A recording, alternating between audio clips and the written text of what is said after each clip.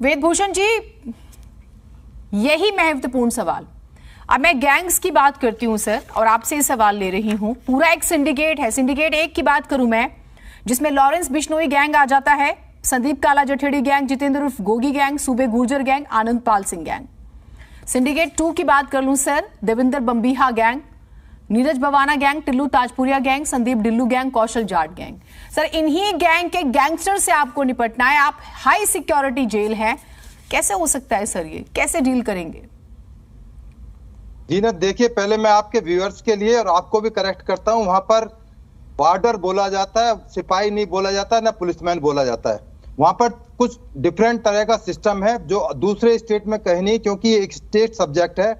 इसमें एक बॉर्डर होता है जिसको आप सिपाही बोल देती है, पुलिस वाला चूंकि वर्दी खाकी पहनता है। दूसरा, उसके ऊपर हेड वार्डर है, फिर असिस्टेंट सुपरिटेंडेंट है, जिनको दिल्ली सरकार दिल्ली सर्विस सिलेक्शन बोर्ड से भर्ती करती है। 9 महीने की उनको ट्रेनिंग दी जाती है चेन्नई के अंदर। उसके बाद में एक दानिक्स के अफसर हैं जो सुनील गुप्ता जी बैठे हुए थे, दानिक्स के ऑफिसर हैं।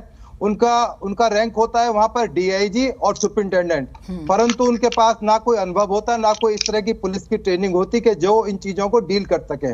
वो केवल बाबू के तौर पर वहां पोस्ट होते हैं, हालांकि उनका रैंक वहां पर एसपी और डीआईजी होता है। नेक्स्ट पॉइंट ये है, जीनत, आपको ताज्जुब होगा, 400 इनमेट्स के ऊपर एक सिपाही, या जिसको आप सिपाही बोल रहे हैं, वार्डर लगाया गया है। 400 इनमेट्स के ऊपर एक वार्डर है, जबकि स्टैंडर्ड यह है कि 6 इनमेट्स के ऊपर एक आप वार्डर को अपॉइंट करेंगे।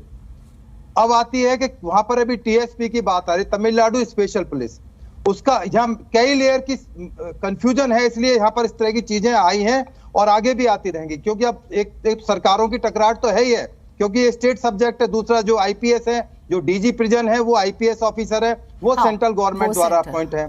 अब तमिलनाडु स्पेशल पुलिस का काम केवल और केवल जो उसकी बाउंड्री है उसको प्रोटेक्ट करना है, और जो इनमेट्स जिनको प्रिजनर बोलते हैं उनको अस्पताल भेजना है, उनको दिल्ली की डिफरेंट कोर्ट में पेश करना है। अब दिल्ली पुलिस का रोल शुरू होता है जब वो हैंडओवर हो जाते हैं, या दूसरे स्टेट में लेके जाना है, पंजाब जाना है, यूपी पेश करना है, वो पुलिस का रोल, दिल्ली पुलिस का या स्टेट पुलिस का रोल शुरू होता है। वो हैंडओवर करने के बाद उनको ट्रांसपोर्ट करते हैं, और दिल्ली की जो विभिन्न अदालतें हैं, 30 हजारी, रोहिणी, तमाम जेल। दिल्ली में 3 जेल है, केवल एक तिहाड़ जेल नहीं है, मंडौली जेल, रोहिणी जेल और तिहाड़ जेल। तो प्रॉब्लम ये आ रही है कि तमाम ये चीजें समझी जा रही है केवल एक तिहाड़ जेल है। जैसे इस गैंगवार की बात हो रही है, यदि समय रहते जो वहां पर ऑफिसर तैनात थे, क्योंकि वहां सामंजस्य की कमी है। मैंने जैसे पहले बताया कि वार्डर की भर्ती और तरह से है, दानिश के जो ऑफिसर आ रहे हैं उनका कोई एक्सपीरियंस नहीं। जो गुप्ता जी जिस कैडर से आए थे उनका कोई एक्सपीरियंस इस फील्ड के अंदर नहीं है, ट्रेनिंग भी शायद उसमें नहीं होती। एक आईपीएस ऑफिसर है, वो तमाम एडमिनिस्ट्रेशन को देखते हैं।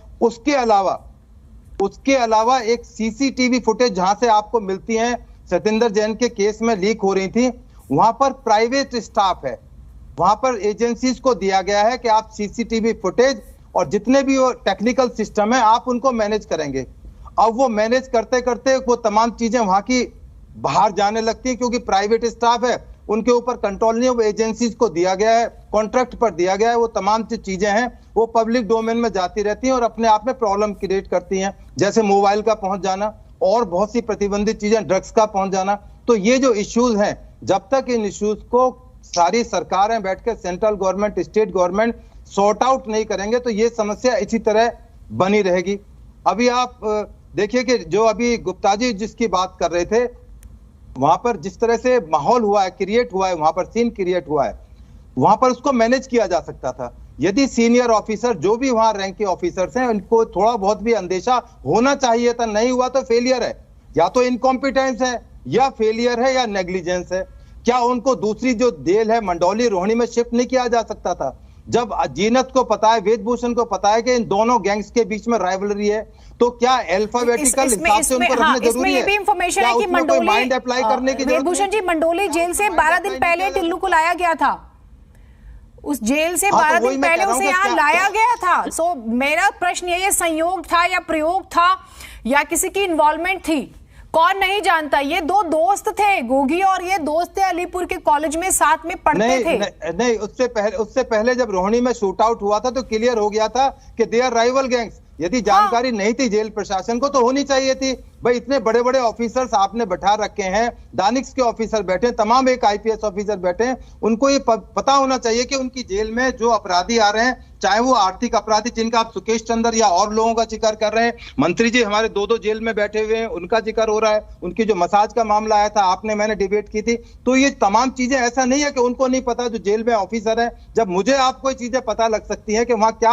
हो रहा है, क्या कार्रवाई चल रही है, क्या उसमें क्या कोई कनाइवेंस है, हाँ यस कनाइवेंस है इसके अंदर, चूंकि जो नीचे का लेवल है जिसको आप वार्डर हेड वार्डर दूसरा बोल रहे हैं, क्योंकि आपको पता होगा ईओडब्ल्यू इस बारे में लगभग 99 स्टाफ की वहां पर जांच कर रहा है। उन्होंने आर्थिक घोटाला वहां पर कुछ ऐसा डिटेक्ट हुआ है जो पब्लिक डोमेन में होने टाइम में आ सकता है। आपको याद होगा जीनत, वहां पर जो सबसे हेड होते हैं डीजी, उनको सस्पेंड किया गया है, अभी उनके खिलाफ जांच चल रही है। उसके अलावा अभी गुप्ता जी बता रहे थे बहुत से जो वार्डन्स हैं या जो और स्टाफ है उनके खिलाफ डिपार्टमेंटल इंक्वायरी की जा रही, क्योंकि उनके लैप्सेस हैं, क्योंकि इसमें बहुत सारा पैसा इन्वॉल्व है, कनाइवेंस है, उनको धमकी भी आती है। जो वार्डन यदि उनकी बात पूरी नहीं करता, उनको फैमिली को धमकी तक आ जाती, क्योंकि ये आम शूटर नहीं है कि आप केवल जेल के अंदर इनको आम मान के चल रहे। यदि इनकी बात नहीं मानी जाएगी तो जो भी वार्डर असिस्टेंट सुपरिटेंडेंट होगा शाम को उसके घर पर धमकी पहुंच जाएगी कि आपका बच्चा स्कूल में पढ़ता है। तो ये बहुत सारी चीजों की खिचड़ी है, ये इतना आसानी से कह देना कि ये किसका लैप्स है किसका नहीं है, ये तमाम चीजें एड्रेस की जानी चाहिए, क्योंकि जिस तरह के लैप्सेज आ रहे हैं वो कहीं ना कहीं सरकारों को एड्रेस करनी चाहिए। अब जो अभी मंत्री जी बोल रहे थे गोपाल राय जी, उन्होंने हिट बैक कर लिया अपनी सरकार को कि वो कह रहे थे कि लॉ एंड ऑर्डर फेल हो चुका है। अरे आप अपनी जेल की बात कर रहे हैं, वो गलती से इसमें टेक्निकल पॉइंट्स है, मैं उस पर आऊंगी सर। टेक्निकल पॉइंट्स है, बड़े ऑफिसर्स कैसे आते हैं, लास्ट में अप्रूवल, और मैं जरूर समझना चाहूंगी जो एडमिट होता है, स्पेशली कार्डर मैनेजमेंट होता है, तो क्या जो ऑफिसर्स आते हैं, ये तो इतनी गहरी चीजें हैं कि पब्लिक तो बेचारी समझ नहीं पाएगी। तो लास्ट में अप्रूवल तो एलजी के पास ही जाएगा ना, अगर वो किसी को लाना भी चाहें